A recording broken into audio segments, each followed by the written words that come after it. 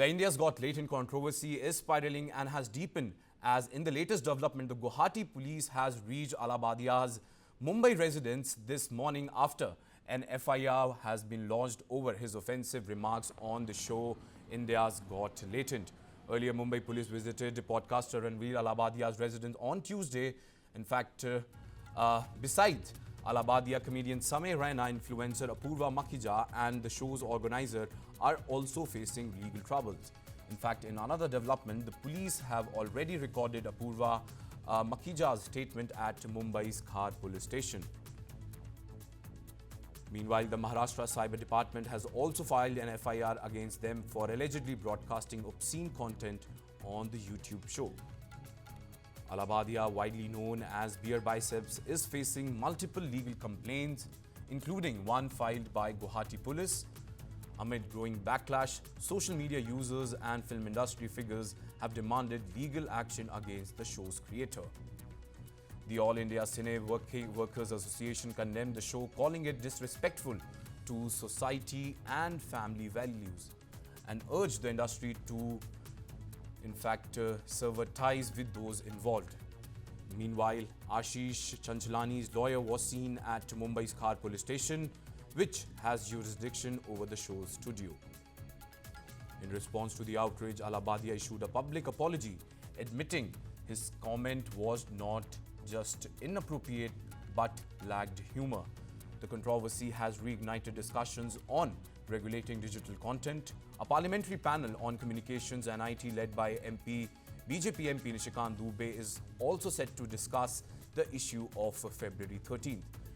Meanwhile, Shiv Sena MP Priyanka Chaturvedi stressed the need for stricter laws to prevent vulgar and blasphemous content from being passed off as comedy, citing its influence on young audience. Previously, members of the committee had called for strengthening media laws, including expanding the Press Council of India's jurisdiction to cover news portals and OTT platforms.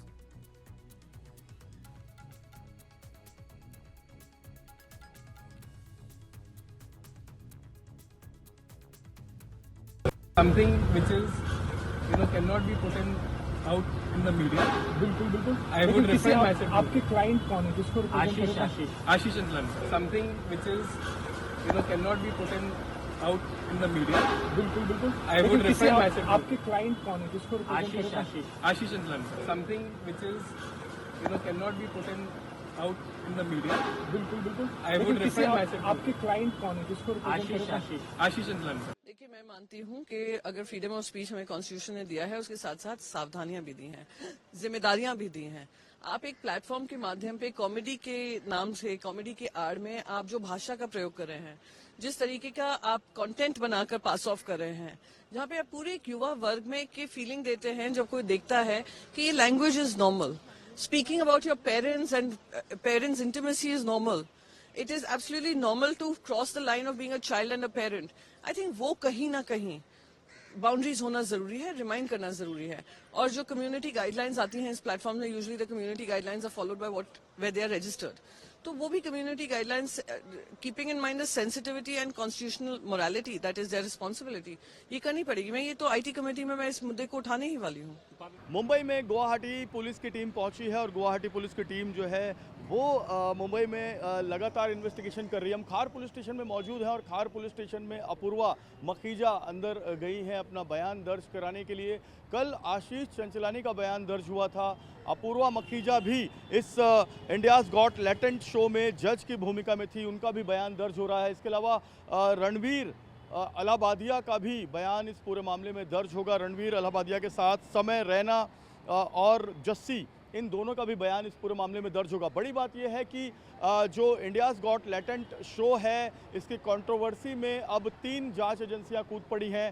पहली जांच agency है Maharashtra cyber cell, दूसरी जांच agency है खार police और तीसरी है गुवाहाटी पुलिस। और गुवाहाटी पुलिस और खार पुलिस जो है वो यहाँ पर जांच कर रही है। द हैबिटेट, जहाँ पर इस पूरे शो को, कंटेंट को रिकॉर्ड किया गया था, उस हैबिटेट में भी गुवाहाटी की पुलिस जाने वाली है। और फिलहाल गुवाहाटी की पुलिस जो है खार पुलिस स्टेशन के अंदर मौजूद है। 2 इंस्पेक्टर हैं, एक इंस्पेक्टर और एक सब इंस्पेक्टर, ये दोनों मौजूद हैं पुलिस थाने के अंदर। और लगातार जो जांच है वो की जा रही है। जांच का जो दायरा है वो अब बढ़ाया गया है। 3 जांच एजेंसियां इस पूरे मामले में जांच कर रही है।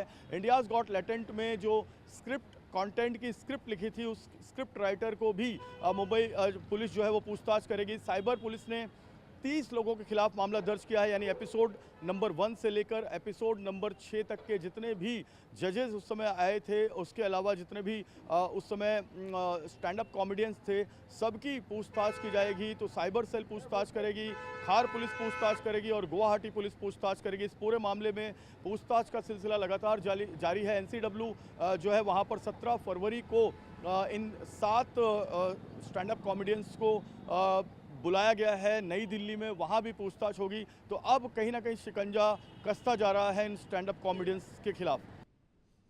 Now seems like trouble is mounting for all those who were part of India's Got Latent show, which is hosted by Samir